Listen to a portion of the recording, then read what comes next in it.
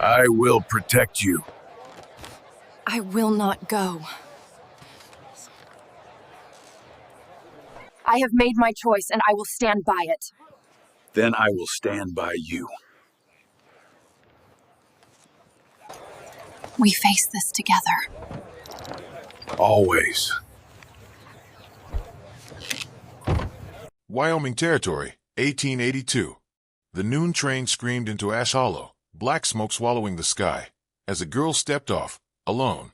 Cinders drifted like black snow and clung to her dress. She kept one hand on a battered trunk and the other on a folded letter softened by miles of touch. Wind pushed grit against her ankles. The platform boards creaked as cowhands shifted for a better look. Mouths bent into the same grin men were when they smell weakness. That the bride? Looks more like a scarecrow than a wife. Laughter rode the hot air, lazy and cruel. Clara Briggs did not bend. She set the trunk down square, as if planting a flag no one else could see. Her hat brimmed shadowed eyes that had learned to look without pleading. The letter weighted against her palm, its ink bled at the folds, a promise carried across 2 states and one long night when she almost turned back and didn't. Ticket lady said you were coming, a boy in a dust smear cap offered, nervous pride in his voice. Said he was for somebody here. For someone, Clara corrected softly, but not unkindly. A man who wrote with a careful hand. She lifted the letter, the name and town rubbing faint beneath her thumb. Her mouth went dry. The air tasted of coal and old iron. The saloon doors across the street flapped open, and men spilled out to the rail like vultures to a fence line. Boots thudded. Spurs chimed. Place your bets, a thin one called, on whether that fella shows or runs. She felt their eyes counting all the ways a woman could be found wanting, a chin too strong, cheekbones a touch sharp, a mouth that held its ground instead of fluttering. But under the brim and road dust were features no mirror had ever ruled over, stubbornness, clean kindness, a pulse steady as a drum. The crowd parted just enough to let a gray coat glide through. Marshal D. Camlin wore his star like a dare and his smile like a wound. He did not stop until his boots shadowed her trunk. He tipped his hat, but the gesture held no warmth. Welcome to Ash Hollow, ma'am. Hope you ain't expecting roses here. His voice scraped. The men behind him smirked as if they had all said it together. Clara kept her breath even. She had learned in boarding houses and back kitchens that a woman's breath is the last steady thing when floors tilt. I may not be beautiful to you, sir, she said, letting each word fall as if weighed in her hand. But God gave me a heart stronger than any of yours. A murmur followed, cracked in half by a chuckle. Hanlon's eyes cooled a degree. Mighty talk for the first minute off the train. He slid his gaze over the crowd, enjoying himself. Your fellow forget his watch? Or did he change his mind and just not find the manners to say so? A flush climbed her throat, part anger, part fear, all heat. She looked beyond him into a town drawn in lines of sun and shadow, a mercantile with windows like squinting eyes, a church with a steeple that seemed to point nowhere, a livery sagging on one corner, and beyond that, blue hills like folded cloth. Somewhere inside those lines lived the careful hand that had written to her, Elias Boone, blacksmith, Ash Hollow, Wyoming Territory. His letters had spoken plain and without fancy. They had spoken of work and quiet suppers and the wish to share both with someone who did not mind the clang of iron or the smell of coal. He had not written of beauty. He had written of loyalty, and bread, and a small garden that needed tending.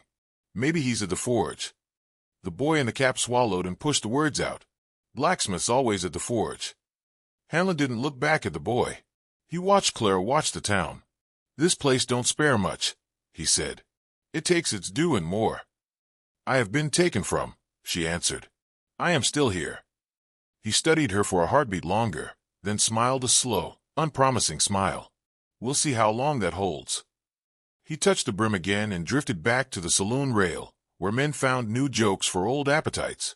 Clara pressed her lips together to stop the shake there. A woman in a sun-faded dress drifted near as if pulled by curiosity and pity in equal measure. You have a bonnet, the woman asked, glancing at Clara's plain hat. It keeps the sun from punishing. I have one, Clara said. She did not put it on. She had worn a bonnet once to hide, and it had not saved her from anything. She looped the trunk strap around her wrist and stepped off the platform. The street gave beneath her boots like a throat swallowing. Every storefront window held her reflection crooked, each pane inventing a different flaw. The church bell hung silent. A dog slept under the barber sign, one ear flicking at flies. She thought of the long rail journey and the conductor who had said she would see mountains and had instead seen hours of reflection, the future riding toward her face like a stranger. She had been called plain since girlhood. Sometimes worse. But this morning, in a train mirror with soot on her cheek, she had seen endurance, and it had steadied her. The mercantile door breathed out coffee and rope and floor oil. Inside stood sacks of flour and a barrel of apples with dull skins. The shopkeeper looked up and down and tried for politeness but didn't catch it. "Help you, miss?" "I'm meeting the blacksmith," she said. "He wrote for me." The words sounded odd in the air, like a song sung too early in the day. "Boone," the shopkeeper said, halfway shrugging, halfway warning.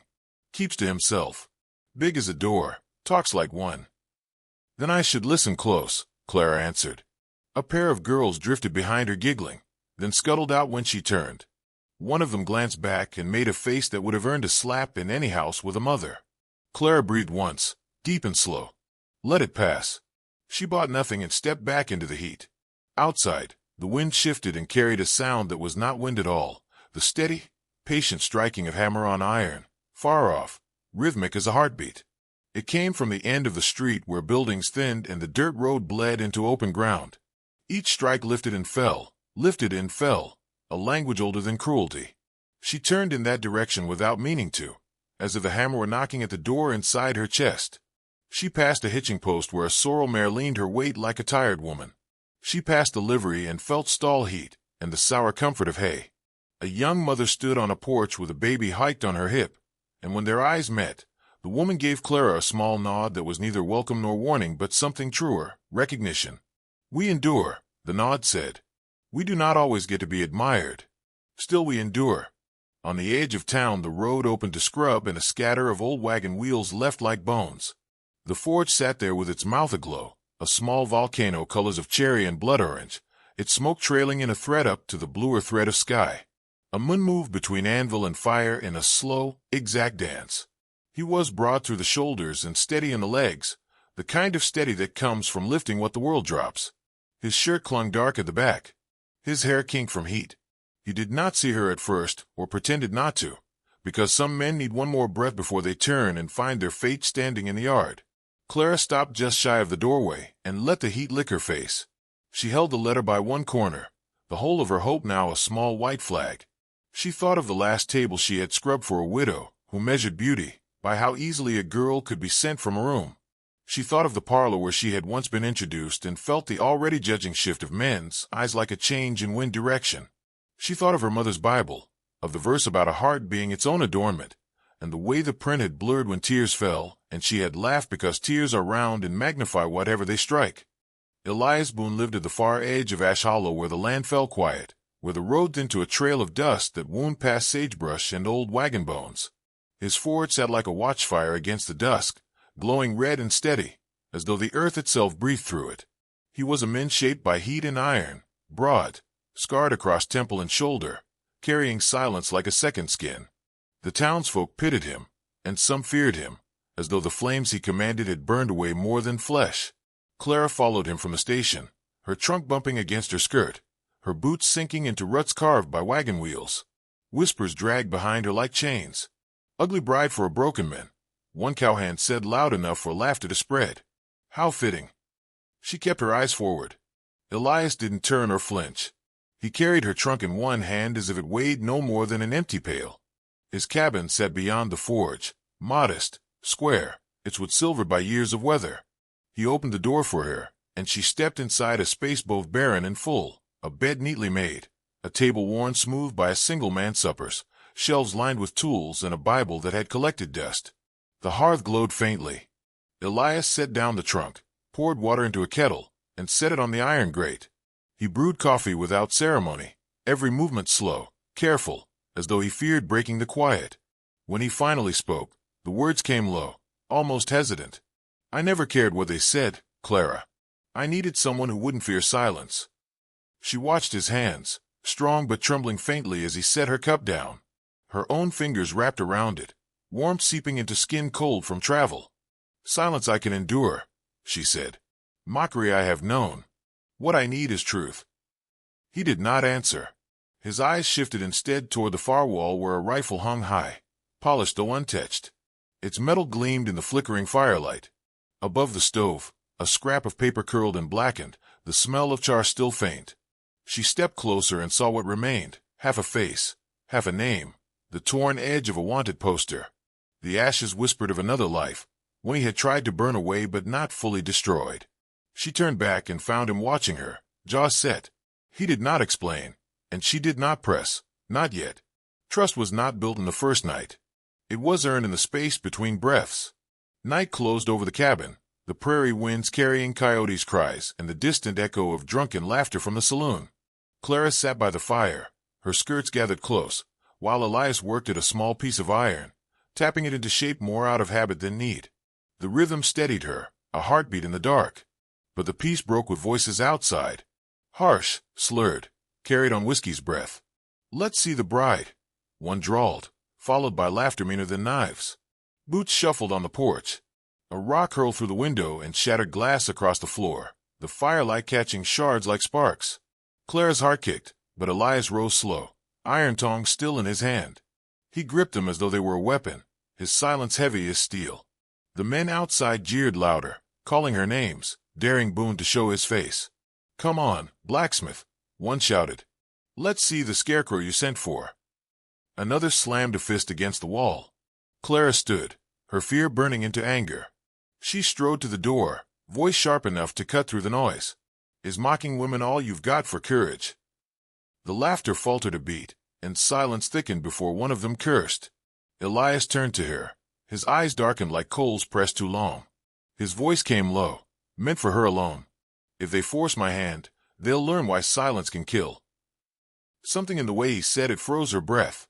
She looked again at the rifle mounted high, then at the scar that cut across his temple.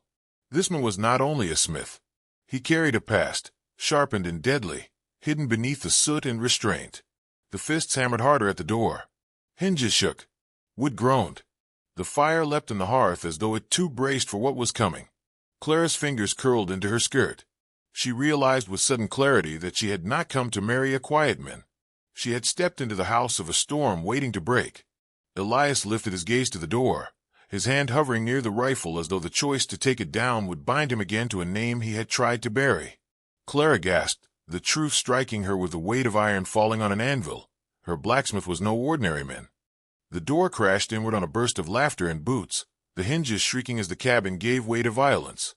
Elias was already standing, shoulders squared, hammer in hand. The forge's glow spilled across his frame, making him look carved from fire and shadow. Behind the outlaws, filling the doorway with swagger and stench, came Marshal Hanlon, badge tarnished, whiskey on his breath, eyes sharp with a cruelty that had no bottom. "This town don't need misfits," he spat, gaze flicking from Elias's scar to Clara's face as though they were two stains on the world. "One scarred man, one ugly bride. You belong in the ashes." The words struck Clara like coals, but before she could speak, Elias stepped forward. The hammer caught the firelight, iron head burning gold. His voice, always so careful and low, cracked the air like thunder. "Step 1 foot closer, Hanlon, and I'll lay you in your grave with the iron I work." For a moment, silence. Then one of Hanlon's men barked a laugh, and the cabin erupted. The table went first, splintering under the weight of a body thrown across it. Glass shattered as a bottle struck the wall, liquor bleeding into the boards. Boots slammed against the floor, fists swung wild, the room a storm of smoke and sweat. Clara stumbled back, her breath a trap bird, until her hand found the iron poker resting in the hearth. The fire hissed as she gripped it, heat burning into her palm, but fear was colder than pain. An outlaw lunged toward her, teeth bared. With a cry that broke from deep inside, Clara swung. The poker cracked against his arm, sparks leaping like fireworks, the smell of scorched cloth filling the air. "Then let them taste fire," she shouted, voice raw, eyes blazing. The outlaw howled and reeled away. Elias moved with the strength of a mountain, each swing of the hammer a sentence passed. A jaw shattered, a rib snapped, a man crumpled. He fought without flourish, only purpose, every motion forged in necessity. Where others flailed, he struck. Where they roared, he was silent but for the iron's thud. The cabin groaned under the chaos. Chairs toppled, shelves split, the window burst wider under the press of bodies. Hamlin stood back at first, letting his men tear through the room, but even he could not keep from the fray forever. His revolver gleamed in the low light as he stepped inside, face twisted into a grin that promised no mercy. Clara saw him raise the gun, saw the fire catch on its barrel, and without thought hurled the poker. It struck the weapon from his grip, metal clattering across the floor. Hamlin's grin vanished, replaced by rage as he lunged at her, hand raised. Elias caught him mid-stride, hammer swinging. Wood and bone met in a crack that echoed like a church bell struck wrong. Hamlin staggered, blood running down his temple. Still the fight roared. Two men pinned Elias against the wall, fists slamming, but he threw them off with a guttural roar, hammer rising again. Clara's breath tore at her throat as she swung a chair into another attacker, the wood splintering but slowing him enough for Elias's hammer to finish the work. By the time dawn light crept through the shattered window, the cabin lay in ruin. The floor was littered with broken glass and groaning men, some dragging themselves into the dust, others still where they'd fallen. The air stank of sweat, smoke, and blood. The fire in the hearth had died to coals, but the forge outside still pulsed red, a reminder of what had fueled the night. Clara's dress was torn at the sleeve, her hands blistered from the poker, her chest heaving. She turned to Elias, expecting triumph, but found only shadow in his eyes. He leaned against the wall, hammer dripping with another man's fear, and his gaze burned not at what he'd fought but at what it meant. She moved closer, searching his face. "You saved us," she whispered, but he shook his head. No, his voice was rough, raw from silence broken. "I damned us. I don't understand." He looked at her then, the weight of years in his eyes.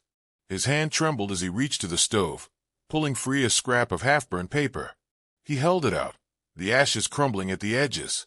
In the faint light, she saw what was left, a name half-charred, a face drawn with harsh lines, the reward inked below. "I was once a gunslinger," he said, the words falling like a confession in a church gone empty. "My name stained the plains. I buried it in the forge. But men like Hamlin never let the past stay dead." The truth struck her harder than any fist. She thought of the rifle mounted above the hearth, polished though untouched. She thought of his silence, the way he carried himself like a man balancing on a fault line.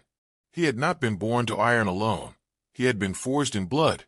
Clara's throat tightened, fear rising, but not for herself. Fear for him. Fear for what the town would do once Hamlin spread his poison. She reached for his hand, the one still warm from the hammer's grip, and closed her fingers around it. "You're not that man anymore," she said, steady. "The forge is stronger than the grave."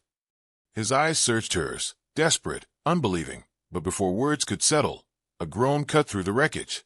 Hamlin, blood streaking his face, pushed himself up from the floor. His grin was broken, twisted by pain, but his voice carried venom enough for all his men. "This ain't over, Boone," he hissed, spitting red into the dirt. "Next time, I bring the whole damn town." He staggered into the dawn, his men dragging behind him, leaving the cabin in ruin, leaving Clara and Elias in the silence of destruction. The hammer slipped from Elias's hand, striking the floor with a dull thud, and in the echo of it Clara knew their fight had only just begun. Ash Hollow stirred with whispers before the morning sun fully cleared the hills. The town had seen blood and fire in the night, and it had seen two people stand against a storm of men.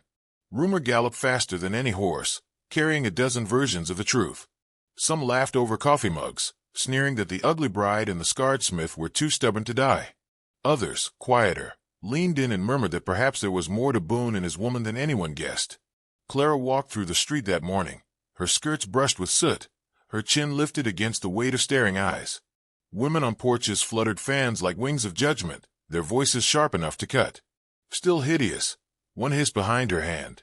"What kind of men would choose that?" The words pierced, but Clara did not falter. She kept her stride steady, her breath even, though her throat burned. A tug pulled at her hand. She looked down to see a child no taller than her hip, barefoot, face smeared with jam. The little girl's eyes were wide, innocent of malice. "You're braver than any pretty lady," the child whispered, as if sharing a secret. Clara's breath caught.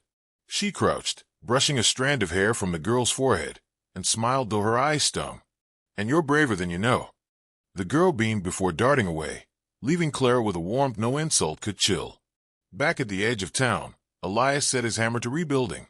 The forge had been battered, windows shattered, but the heart of it still glowed. He worked in silence, sweat streaking soot across his scarred face, shaping iron with a patience that looked like prayer. Clara stood nearby, watching the way he bent ruin into order, the way his arms bore the weight of both metal and memory. When he paused, chest heaving, he turned to her with eyes shadowed but soft. "You gave me more than I ever thought I deserved," he said, voice roughened by smoke and truth. She stepped close, her hand lifting to touch the line of his scar, her fingers tracing it as if it were a story carved in flesh. "You see me, Elias," she whispered, steady as a vow, "when no one else would. And I see you too." His hand caught hers and held it to his face, his silence speaking louder than any oath. The forge fire painted them both in a glow that made their broken edges seem whole. For a moment, Ash Hollow and its cruelty faded. There was only the rhythm of his breath and the steadiness of her gaze. But dusk came fast, and with it, thunder not from the sky but from the boots of men. Torches flared against the twilight, a river of fire flowing down the street. Hanlon's voice rolled ahead of them, drunk and venomous, carrying like judgment over the town. "Burn them out. Let Ash Hollow watch the ugliness go up in smoke." Windows cracked open. Doors eased ajar. Townsfolk peered out, too afraid to interfere, too curious to turn away. The glow of the torches turned the night into false dawn. Clara stood at the doorway of the forge, the heat of it at her back, the heat of hatred before her. Elias walked to her side, rifle in hand at last. He cradled it with the ease of an old companion, his stance no longer that of a smith but of the man he had once been, the gunslinger whose name the plains remembered. His voice cut through the mob's roar, deep and steady as thunder rolling from a canyon. "You wanted the gunslinger." He raised the rifle, the firelight catching its steel. Clara stepped forward until she was even with him, her dress stirring in the night breeze, her chin unshaken. "Then you'll face his bride too." Her voice carried sharp as the crack of a whip, and the outlaws faltered at the sound. The first shot split the night, not from Hanlon but from Elias. Dust leapt from the street as one outlaw fell, torch clattering and dying in the dirt. Chaos broke. Men shouted, rifles barked, fire spread. The forge roared with its own flame, sparks spitting into the air as if eager to join the battle. Clara seized the fallen torch and swung it like a banner, flames hissing through the dark. Men lunged, but she struck, her cry fierce, defiant. Beside her, Elias fired with the precision of a man who had not forgotten the rhythm of death. Each shot was deliberate, each strike final. He moved with the grim certainty of one who knows that mercy would only return as cruelty. The night turned into a battlefield. Torches flew, walls burned, smoke clawed at the sky. Clara's lungs ached, her arms trembled, but she did not yield. Together they stood, fire at their backs, steel in their hands, their voices carried above the carnage. Hanlon pressed forward through the melee, his face bloodied, his eyes blazing with madness. "I'll bury you both," he roared, revolver lifted. The crowd parted for him like a tide before a storm. Elias raised his rifle, but the marshal fired first. The bullet grazed Elias's shoulder, spinning him with a cry. Clara caught him, steadying his weight even as smoke burned her eyes. She lifted her torch high, its flames casting light on Hanlon's face. His grin widened as he aimed again, but before he could pull the trigger, Elias steadied himself, raised the rifle, and fired. The shot struck true.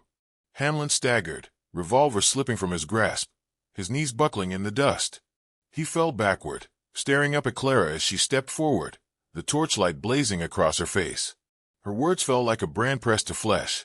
"I was never too ugly," she said, her voice a blade honed by truth. "You were too blind." Hanlon's eyes widened, the last thing he saw not the scarred blacksmith or the jeering crowd, but the woman he had mocked, standing unbroken in firelight. His breath rattled, then stilled. The fight bled out of the rest. The outlaws fled into the shadows, torches cast aside, leaving the forge standing in smoke and ruin but not consumed. The townsfolk stepped from their porches, silent, faces pale in the flickering glow. No one laughed. No one sneered. They only watched as Clara dropped the torch, the flames dying in the dirt, and Elias leaned against her, blood on his sleeve, pride in his eyes. Dawn broke slow, painting the sky with pale rose and ash. Smoke drifted over the town, rising like a hymn, curling above rooftops that had borne witness to fire and fury. Clara stood in the street, soot on her face, Elias at her side, and for the first time in her life she felt the eyes of a town not measuring, not mocking, but struck silent by what it had seen. From that day forward, no one in Ash Hollow dared mock Clara Briggs again. They could not, for the memory of the night she and the blacksmith had stood together burned brighter than any insult. And as the sun climbed higher, catching on the forge that still glowed with embers, the story of what had happened in Ash Hollow etched itself into legend. The mail-order bride they mocked as too ugly, until a lonely blacksmith saw the beauty no one else could.